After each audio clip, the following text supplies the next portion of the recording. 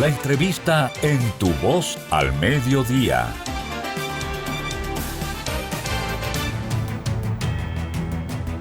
Miren, como dijimos en la parte introductoria, Adolfo Pérez, de Generales Conocida, como decimos los abogados, él es el director de Promesecal. ¿Cómo tú estás, Adolfo? Bien, muchas gracias por la oportunidad. Me siento muy bien aquí entre amigos. Qué bueno. Adolfo, ¿qué está haciendo Promese? Estamos haciendo muchas cosas. Lo primero que estamos haciendo es garantizar el abastecimiento de los hospitales públicos, de las unidades de atención primaria, de los hospitales castrenses, de las farmacias del pueblo, garantizar el abastecimiento de todo el Sistema Nacional Público de Salud de medicamentos y de insumos médicos en momentos muy difíciles para la logística y la distribución de cualquier tipo de mercancías a escala global. Es decir, todo el mundo sabe y reconoce lo que está sucediendo con los embarques que vienen desde Asia, desde China, desde la India, que son los mercados fundamentalmente productores de medicamentos y de insumos médicos, y todo tipo de mercancía que tiene que atravesar por ese flujo marítimo desde Asia hasta la República Dominicana o hasta el continente americano. Está registrando ahora grandes dificultades, grandes retos, grandes demoras, no solo desde el punto de vista del costo de un contenedor que pasó de $2,000 el flete a $20,000, es decir, se multiplicó por 10, sino también los tiempos de tránsito, que un contenedor de China a la República Dominicana que duraba 34 días, bueno, ahora está durando hasta 100 días y 110 días. Entonces, todo esto representa un gran reto para nosotros como entidad central de apoyo logístico de abastecimiento, que tenemos que garantizar que esos medicamentos y esos insumos médicos estén presentes en los hospitales, en las farmacias del pueblo, aún y a pesar de las circunstancias adversas que plantea la pandemia del COVID-19. Entonces estamos trabajando muy fuerte con ese tema, garantizando a través de una planificación rigurosa, de un contacto permanente y de un seguimiento y un monitoreo muy estricto de los productos que están contratados en la institución con los suplidores para que entren en el tiempo acordado y para garantizar que estén presentes en los hospitales públicos cuando la gente lo demanda. Y también estamos trabajando con nuevas aperturas de farmacias del pueblo. Ya llevamos 41 nuevas farmacias en el año y 2 meses que tenemos de gestión. Son 591 farmacias del pueblo que tenemos en todo el país. Y entonces nosotros nos hemos concentrado también no solamente en garantizar que las existentes, las que encontramos, estén debidamente abastecidas, sino también con llevar nuevas farmacias a territorios que en la actualidad no disponían o no disponen de la dispensación de medicamentos. Y entonces en eso estamos trabajando. Estamos llevando farmacias a campos y a lugares recónditos del país, a lugares, a comunidades rurales. Estaremos la semana próxima en Los Quemados de la provincia de Monseñor Noel, pertenece a Bonao, Monseñor Noel, y entonces estaremos ahí también ya abriendo una nueva farmacia del pueblo. Estaremos también en Santiago de la Cruz, allá en la frontera, cercano ya al límite fronterizo en la provincia de Dajabón, abriendo también una nueva farmacia del pueblo, y esperamos culminar este año 2021 inaugurando farmacias y garantizando también a su vez el abastecimiento. Y en eso estamos trabajando muy fuerte, doctor, muy fuerte. También estamos con la responsabilidad del abastecimiento del programa de medicamentos de alto costo, que es un programa que pertenece al Ministerio de Salud Pública, pero que el presidente de la República, mediante decreto, en febrero, nos confirió a nosotros la responsabilidad de hacer las compras de esos medicamentos y de garantizar entonces que en tiempo oportuno los pacientes que están registrados en este programa puedan recibir sus tratamientos adecuados y puedan entonces superar su problema de salud. Descríbeme el típico paciente de ese programa. Bueno, los pacientes del programa de alto costo son los pacientes de las enfermedades catastróficas, los pacientes de enfermedades duras, difíciles, terminales en algunos casos, como el cáncer, pacientes de hipertensión arterial, pacientes de esclerosis múltiple, pacientes de enfermedades difíciles desde el punto de vista de la salud, que afectan, que tienen un impacto muy significativo en la vida y en la salud de la gente, pero también que tienen un impacto demoledor en el bolsillo de las finanzas familiares, porque esos tratamientos, esa terapia cuestan mucho dinero. Estamos hablando que hay frascos que cuestan hasta $500,000 y se consumen en un mes. Sí.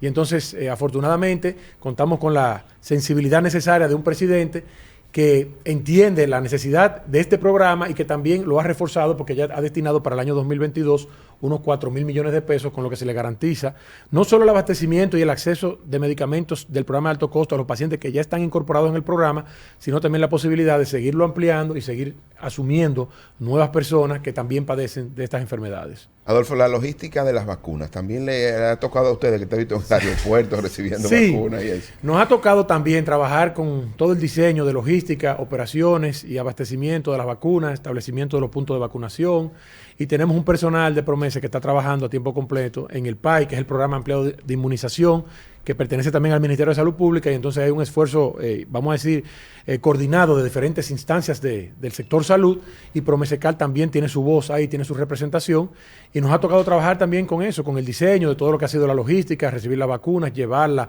a los centros de acopio, a los almacenes, al almacenamiento, y también hacia la distribución en todo el territorio nacional, para que en los puntos de vacunación, cuando se abren temprano en la mañana, estén presentes las vacunas y los insumos médicos que deben acompañar la vacuna, porque no solo es la vacuna también debe ir acompañado de jeringuilla, debe llegar también el consentimiento informado, debe llegar, o sea, todo lo que acompaña el proceso de vacunación, para que efectivamente entonces pueda resultar ese proceso de manera exitosa, como lo ha sido en la República Dominicana, que hemos tenido un proceso de vacunación modelo en la República Dominicana, en Latinoamérica, y yo diría que hasta en el mundo, porque no he escuchado a nadie que tenga ninguna queja con relación a lo que ha sido el acceso a vacunas y la posibilidad de poderse vacunar en tiempo hábil, en tiempo oportuno, cuando acuden a un centro de vacunación. Todo eso ha sido fruto de un esfuerzo coordinado de muchas instituciones del gobierno, y Promesecal también ha estado presente. Adolfo, 40 boticas populares en un año y algo, ¿verdad? Eso equivale 41 farmacias del pueblo. Le decimos 3, farmacias del pueblo porque trascienden al concepto de botica y están ahora bien abastecidas. Eso equivale a 3 por mes, es decir, República Dominicana, nosotros hemos tenido en los últimos años muchas protestas en los hospitales, siempre de que cuando un paciente va, había que buscar una gasa, había que buscar un mentiolé. Hemos visto que en los últimos meses no hemos tenido ese tipo de protestas, y eso es un aliciente, ¿verdad?, para los pobres, porque cuando tú llevas a un paciente, casi siempre los pacientes nunca avisan, y casi nunca tenemos el dinero en los bolsillos para requerir, ¿verdad?, para comprar esos medicamentos. ¿Qué garantía tenemos nosotros de que esas farmacias del pueblo o boticas populares, como la gente le conoce, van a tener más que un acetaminofén, que cuando uno iba, lo único que una farmacia del pueblo, 2 frascos de acetaminofén y una aspirina, después no había nunca más nada? Que dicho sea de paso, el acetaminofén está bastante complicado en la actualidad, porque tenemos un proveedor que tenía asignado, había ganado un proceso de 80 millones de unidades, y habiendo entregado apenas la mitad, renunció al proceso, porque el proveedor de él en la India prácticamente le triplicó o le cuatriplicó los precios, porque se ha disparado en el mercado mundial el precio del acetaminofén como consecuencia de la pandemia, ya que es un calmante para bajar la fiebre. Bueno, todos los países lo están demandando en estos momentos. Y sí, nosotros estamos trabajando, sabemos que contamos con recursos limitados, con recursos escasos, las necesidades son amplias, el sector salud requiere de más recursos, y el presidente de la República, Luis Abinader, así lo reconoce. Sabemos también que estamos en un escenario complicado ahora de pandemia. El año pasado fue un año de caída abrupta de las recaudaciones fiscales, un año muy difícil para las finanzas públicas. Este año estamos en recuperación, pero todavía falta mucho terreno por recorrer. Y nosotros, nuestro compromiso es que de esos fondos que recibimos, manejarlo con transparencia, con integridad, con pulcritud y con mucha eficiencia, para garantizar que se puedan traducir, se puedan transferir en medicamentos y en insumos de calidad, para garantizar el abastecimiento de los hospitales públicos y las farmacias. Pero también reconocemos que necesitamos más recursos, porque, por ejemplo, el presupuesto de Promesa es el mismo desde hace 8 años, no sube. Entonces tenemos ahora mayor cantidad de hospitales, y tenemos ahora hospitales que dan el servicio con mucho mejor calidad que lo hacían en el pasado, con como lo hacían en el pasado. Hemos visto muchos hospitales que han podido renovar su estructura de servicio, no solamente la parte de infraestructura, sino también su diseño de operaciones internas, y cuando un hospital mejora sus condiciones, la calidad del servicio, y también, vamos a decir, su equipamiento, pues muchas personas que en el pasado podía acudir a una clínica pequeña, privada, de una comunidad, pues prefiere ir al hospital, porque el hospital, bueno, además de que es gratis, también a veces tiene mayores condiciones que una clínica pequeña. Entonces, en la medida en que los hospitales van mejorando, y el Servicio Nacional de Salud ha hecho un formidable trabajo en esa dirección, pero en esa misma medida también aumenta la demanda de medicamentos y de insumos, porque van recibiendo más personas, más pacientes. Tenemos también muchos hospitales que se han ido inaugurando recientemente. Por ejemplo, en Boca Chica hay un hospital nuevo, en Bonao hay un hospital nuevo. Entonces, aumenta la oferta hospitalaria de hospitales públicos, y el presupuesto de Promesa entonces debe crecer también en la misma proporción, en la misma velocidad, para nosotros poder garantizar ese abastecimiento. ¿Cuánto es el presupuesto? Bueno, el presupuesto de Promesa son unos 4.200 millones de pesos al año. Ahí está el presupuesto para la compra de medicamentos e insumos de los hospitales, y también para la compra de medicamentos a las farmacias del pueblo. ¿Cuánto está proyectado para el presupuesto del año que viene? Prácticamente unos 4.300 millones de pesos. Estamos esperando ya la decisión final con relación a eso.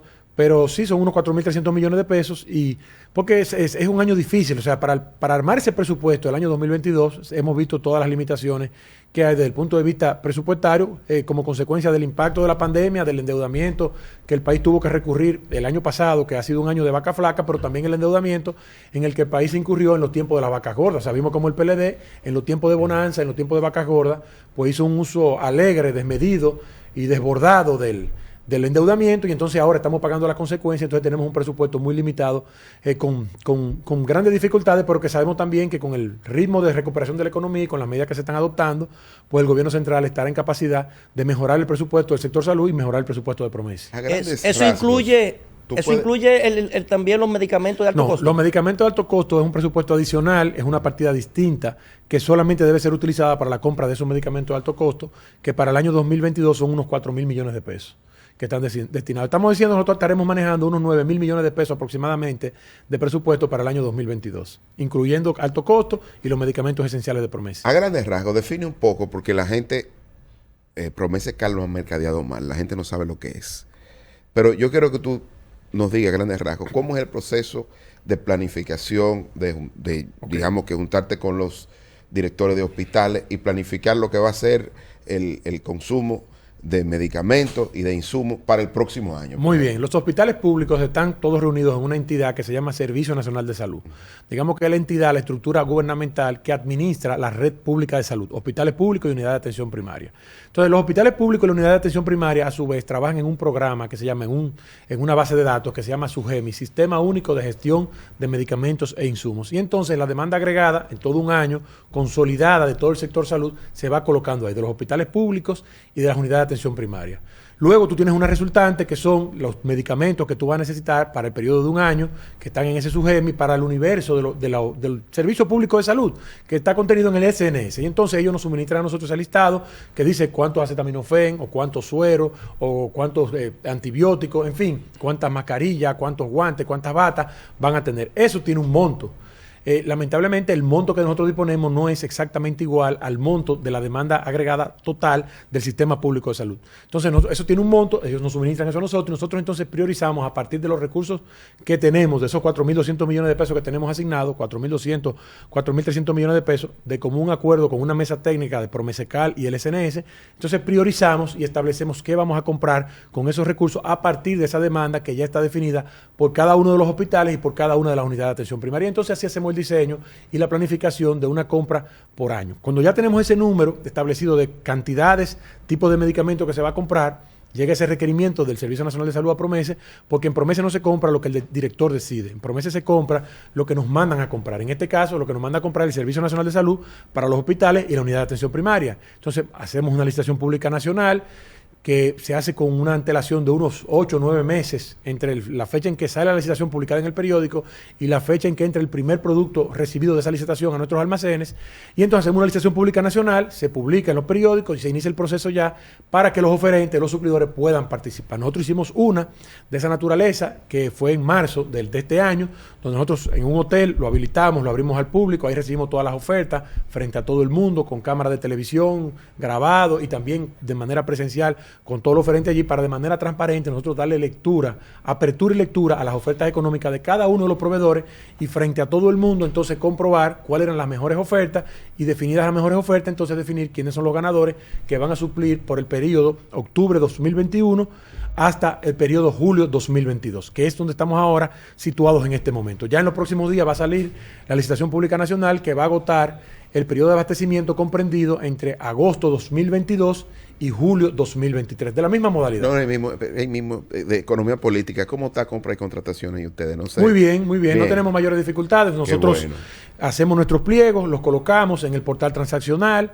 se suben y entonces compra y contrataciones hace una especie de monitoreo preventivo. Ellos revisan el pliego, lo leen, lo estudian a través de sus técnicos y rápidamente nos hacen a nosotros las consideraciones del lugar de si ese pliego está debidamente concebido o si debe ser modificado en alguna de sus partes para garantizar la equidistancia del proceso a cada uno de los suplidores. Y nosotros, bueno, pues nosotros simplemente acogemos las recomendaciones que ellos hacen y ajustamos nuestro pliego acorde a las sugerencias y a las instrucciones que ellos hacen para nosotros garantizar entonces la diafanidad del proceso y que el proceso no esté vinculado ni esté orientado hacia beneficiar a ningún suplidor en particular, sino que sea lo más justo posible y por tanto no haya ningún problema. Por eso, nosotros hemos comprado ya miles de millones de pesos, yo pudiera decir 7.000, 8.000 millones de pesos quizás en nuestra gestión y no hemos tenido la primera impugnación. Bueno. No hemos tenido el primer diferendo, la primera situación con suplidores, porque hemos hecho procesos diáfanos, transparentes, así lo reconoce la Dirección General de Compra y Contrataciones y así lo reconocen también los propios suplidores que han participado, que han visto que se han tomado las mejores decisiones a partir de la realidad existente, sin favorecer a nadie y sin perjudicar a nadie. Ok, Vamos a una pausa y cuando regresemos, volvemos en esta que es Tu Voz al Mediodía, con Adolfo Pérez, hablando de Promesecal y de otros temas de interés nacional. Miren, volvemos con esta que es Tu Voz al Mediodía. Tenemos a Adolfo Pérez con nosotros aquí. Lo tuteamos por una relación vieja de amistad, ¿no? Pero una cosa, Adolfo, desde tu perspectiva, ¿cuál es el principal nudo que se genera en una gestión como la de Promesecal? Hay muchos intereses que tratan, digamos, de mantener las cosas como tú las encuentras, pero yo creo que el principal nudo está dentro del propio funcionario, del propio servidor público, que no entiende el cambio de los tiempos y digamos también el fundamento de la política. La política, en esencia, es un instrumento para transformar vidas, para mejorar la vida de la gente. La política debe tener siempre una capacidad transformadora.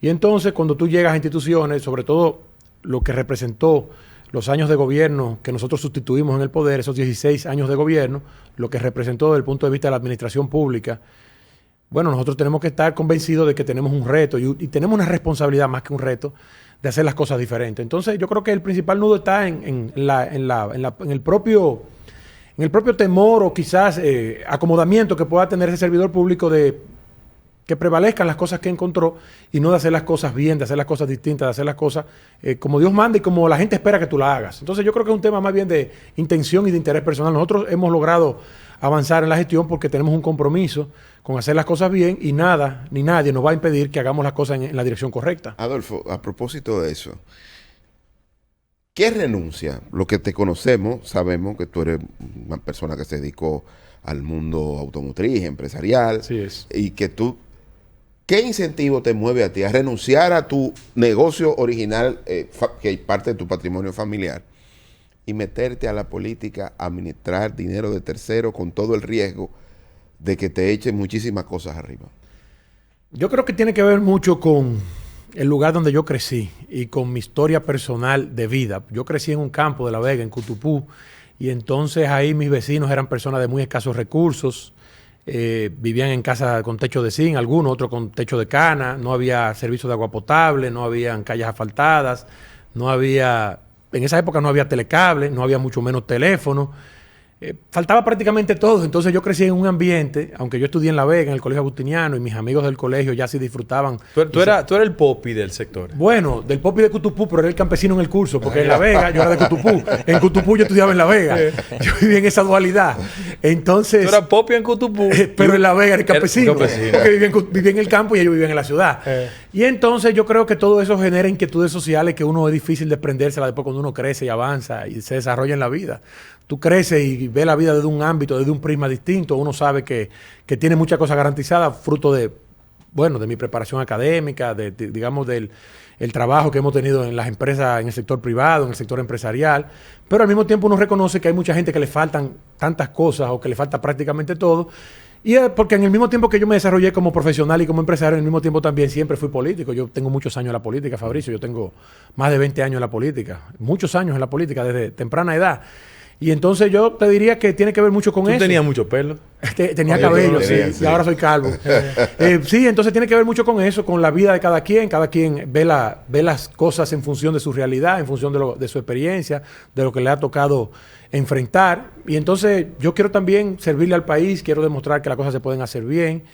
Y también tengo sueños y propósitos en la política. Y yo sé que haciendo las cosas bien y desde esta oportunidad que el presidente me ha dado, bueno, pues nosotros también podemos demostrar qué podemos nosotros hacer en esta responsabilidad y qué pudiésemos hacer en una responsabilidad mayor. Y entonces esto es lo que nos motiva, la lucha por la vida pública, por el trabajo político, tiene mucho que ver con eso, con lo que ha sido nuestra vida. Y es una ventaja, por ejemplo, saber de gestión a la hora de Sí, llegar a un claro, puesto para público. tomar decisiones es muy importante haber administrado en el pasado, porque nos permite a nosotros tener un radio de acción y un horizonte a la hora de tomar decisiones muy distinto al que solo está enfocado en la administración pública. Muchas de las cosas que nosotros vivimos allá en Promese las hemos visto también en el sector privado. Claro, el ámbito de decisión es distinto porque tú estás manejando fondos, recursos propios, personales, donde tú puedes hacer la cosa en función de tu voluntad. Aquí tú tienes que sujetarte a lo que establece la ley y buscar también el consenso social, porque ese dinero no es mío, ese dinero es del pueblo. Y entonces yo no voy a hacer ahí lo que yo entiendo que debo hacer, decisiones, sino lo que todos entendemos que es lo mejor para el país. Y entonces en función de eso uno actúa. Pero sí, claro que sí, la experiencia empresarial, la experiencia del sector privado, te ayuda mucho, sobre todo con lo que tiene que ver con la planificación, con poder mirar los riesgos que tiene una decisión en un momento determinado. Y sí, tú maduras. Claro, esto es un mundo distinto. También el sector público me está enseñando mucho que luego me va a servir cuando yo... Porque estos cargos son pasajeros, esto es transitorio. Los cargos públicos, el que sea, podremos durar poco, mucho tiempo, no lo sé. Dios sabrá el tiempo que nosotros estaremos en la administración pública. Pero cuando salgamos de aquí, que en algún momento esto terminará, pues volveremos al sector privado y entonces toda esta experiencia también nos va a enriquecer, digamos, desde el punto de vista conceptual y nos va a ayudar también a tomar mejores decisiones porque es un mundo nuevo, es un mundo distinto y aquí el impacto de lo social pesa mucho. O sea, cómo tú cambias la vida de la gente a partir de decisiones que tú tomas, desde una simple firma de un contrato hasta la habilitación de una farmacia en un campo recóndito del país. Bueno, tú estás generando impacto social y estás cambiando la vida a la gente. Entonces, yo te diría que es una experiencia novedosa, que me ha gustado bastante y que le agradezco a Dios y al presidente que me hayan garantizado la posibilidad de poder hacer esto. Adolfo, en el sector salud vimos que en los fiscales, ¿verdad? En los tribunales tenemos muchos expedientes de presuntos actos de corrupción y por lo cual un hermano del presidente de la República está preso. Del expresidente de la República, Danilo Medina. Es decir, en Promese, que maneja tantos recursos y que maneja tantas cosas de medicamentos, ¿estuvo todo bien por ahí? ¿No hubo...? Sí, hay expedientes también de Promese que están en los tribunales del mismo caso que usted señala. Y bueno, estamos esperando el resultado. Nosotros se nos solicitó una información y nosotros inmediatamente correspondimos a entregarla como es de rigor, pero ya es una decisión de la justicia. ¿Tú auditaste, por ejemplo? Sí, nosotros hemos hecho, sí, fundamentalmente nosotros hicimos una revisión. Lo que pasa es que allá hay una situación con el sistema, con el software que nosotros recibimos, que es un sistema que no tiene la solidez para, digamos, el volumen de operaciones de una institución de la magnitud de Promese. Estamos ahora en la fase de poder resolver el problema del software. Pero todos esos procesos de compra que se realizaron, bueno, están ahora en manos sobre todo en lo que ocurrieron en las emergencias, están en manos del Ministerio Público. Y bueno, ya la justicia tomará su decisión con relación a eso. Es a ellos que le corresponde evaluar lo que ocurrió o no ocurrió en esos casos. Nosotros cumplimos con entregar toda la documentación y el Ministerio Público está evaluando y bueno, ahí se determinará. Adolfo, tú eres una persona joven que hiciste campaña desde siempre con Luis. Así es, desde el principio. Una pregunta, ¿qué te dice la gente de cómo anda el gobierno? Bueno, la gente en sentido general entiende que el gobierno va por una marcha correcta, que el presidente ha podido enrumbar al país por un sendero distinto, sobre todo una renovación ética y una regeneración democrática que era un reclamo a gritos por mucho tiempo a la sociedad dominicana. Por supuesto, también hay insatisfacciones, también hay quejas, como es natural. Nosotros hemos heredado y recibido el poder en una situación de pandemia, en una situación de graves dificultades y de muchas limitaciones económicas. Y también en un escenario muy difícil en entorno internacional, una inflación importada que viene y golpea a la República Dominicana, de la cual nosotros no tenemos la más mínima culpa, pero sí tenemos que buscar la manera de amortiguarle y de compensar los sectores más vulnerables para que esto no se convierta y no se constituya en un grave problema social. Y entonces tenemos, por un lado, la gente que está satisfecha con, digamos, un presidente correcto, un presidente que escucha a la gente, que la escucha permanentemente, porque el presidente se reúne periódicamente con todos los sectores de la vida nacional, con la Junta de Vecinos se reúne casi semanal a escucharla de todo el país y nosotros lo acompañamos en esos recorridos, a veces en el Palacio, a veces en las propias comunidades. Es un presidente que se compromete, que se comprometió en la campaña y que se está comprometiendo en el gobierno y es un presidente que cumple. Yo creo que todo el mundo reconoce eso en Luis Abinader. Es un presidente que escucha, se compromete y cumple. Hay otros reclamos de la base del partido, de la participación en el gobierno, de personas que quieren entrar a la nómina pública, que son normales y son naturales en este tipo de situaciones, luego de un cambio político de un partido que tenía muchos años en la oposición y este partido que duró 16 años y 20 de los últimos 24 en el poder. Y bueno, desmontar todo eso es un proceso que tomará tiempo, no es tan fácil.